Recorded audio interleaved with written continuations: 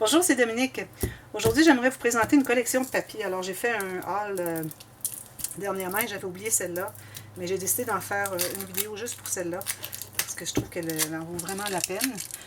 C'est quelque chose qui n'est pas nouveau. Alors, ça fait quelques années que ça existe. Je ne sais pas s'il y a une année ici. Je vais mettre l'année. Oui, 2017, mais je crois qu'ils l'ont redessiné parce que ça fait un bout que je la vois, cette collection. Tales of You and Me de Prima. Frank Garcia, toujours. Hein. Alors, très beau papier, vous allez voir. J'ai besoin de quelques feuilles pour un projet, mais le reste reste disponible si jamais vous avez idée d'avoir un album que je pourrais vous confectionner. Alors, c'est une des collections qui est disponible. Très joli papier. Alors, on peut faire quelque chose de vraiment bien. Il y a beaucoup de feuilles. On a, 48 feuilles. Il y en a plusieurs de chaque. Je crois qu'il y a 6 feuilles de chaque, mais elles sont imprimées des deux côtés. 1, 2, 3, 4, 5, 6, 7, 8 feuilles de chaque. Alors, on a 6 feuilles séparées, là, je veux dire, de différents papiers design. Alors, je pourrais faire facilement 2 projets complets avec ça. Alors, si jamais ça vous intéresse. Alors, moi, cette petite clôture ici, là, c'est ça qui m'a vendu la collection. Alors, je n'ai pas l'habitude de faire des choses avec des fleurs beaucoup. Mais ici, on a des papillons, puis on a des choses vraiment vintage, dont la petite clôture ici que j'aime beaucoup. L'arrière ici, j'aime beaucoup quand il y a des arrangements comme ceci avec des photos de dames, des photos antiques.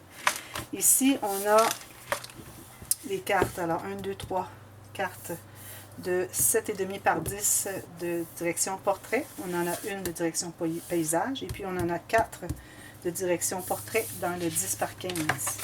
Et ça c'est l'arrière. On a des fleurs comme ceci. Alors, vous voyez, j'ai beaucoup de ces cartes. Alors, ça veut dire que j'utilise une feuille comme ceci pour les cartes par projet. Et puis, j'ai l'arrière que je peux utiliser pour le reste du projet.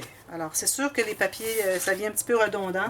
Mais quand on les mélange avec des papiers unis et puis de différentes couleurs, ça va faire comme chercher un autre ton. Comme ici, je mélangerai avec le bleuet un peu, ça ferait ressortir lui, mais je le mélangerai avec du ivoire, ça irait chercher le ivoire, alors ça fait tout changer l'aspect de la page quand on insère d'autres papiers unis à l'intérieur. Ici, j'aime beaucoup le picoter avec tout le distress ici.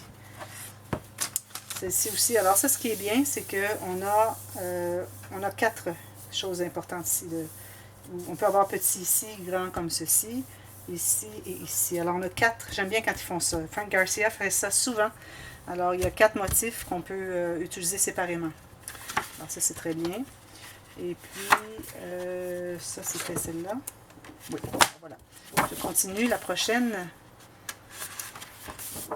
il y en a 8 feuilles, alors. J'aimerais mieux qu'il en fasse juste 4, puis qu'il y ait d'autres motifs, mais bon, je sais que c'est difficile à designer, beaucoup de motifs différents. Ici, encore la clôture. J'adore les clôtures en fer forgé. Moi, c'est quand je vois ça dans des décorations, là, je tombe en amour. Je trouve que ça va tellement... Surtout plus qu'elles sont ciselées ou travaillées, plus belles qu'elles sont. Alors ici, belle pochette à faire ici. On peut en faire 2. Une comme ceci, une avec ça ici. Et on a encore le haut qu'on peut utiliser avec le script au fond. Alors ça, c'est l'arrière, ce qu'on a ici derrière. On a encore ici des fleurs, excusez, des fleurs tout autour à utiliser de différentes façons. Ensuite, bon, des petites, ça prend des petits motifs, on n'a pas le choix. Alors, on a celui-ci. Et puis lui, je l'aime beaucoup parce qu'il est plus brun, un peu, avec toute l'écriture dactylo. Ensuite, on a celui-ci. Alors ici encore, on pourrait découper un peu. Mais ils ont comme superposé les choses. Alors si on découpe, on a comme une partie d'une autre carte ou étiquette qui ne va pas vraiment avec. Puis on a coupé tout l'accès à celle-là. Alors peut-être que je couperais comme ceci, là, mais pas tous des petits morceaux. Mais très joli, très joli. Et derrière, on a celui-ci. Alors celui-ci, je vais l'utiliser... J'en ai utilisé un peu pour le projet que j'ai à faire un album avec le Wild and Free. Et puis, j'ajoute un peu des motifs rose, vieux rose et beige. Alors voilà, c'est ça la collection. Alors, si c'est quelque chose qui vous intéresse, laissez-moi savoir par mail.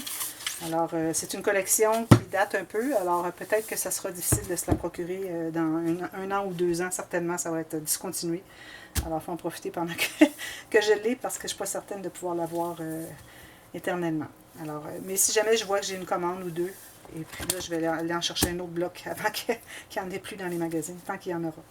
Alors voilà, j'ai pensé vous présenter ça. Alors, ça peut être une idée pour un album vintage, ceux qui aiment beaucoup les albums vintage. Moi, c'est, vous savez, c'est ce que j'aime le plus faire, ça, et puis les petits kits scrapbooking. Alors voilà, merci d'avoir regardé. Alors, Tales of You and Me de Prima Marketing, designé par Frank Garcia. Merci, à bientôt, bye bye.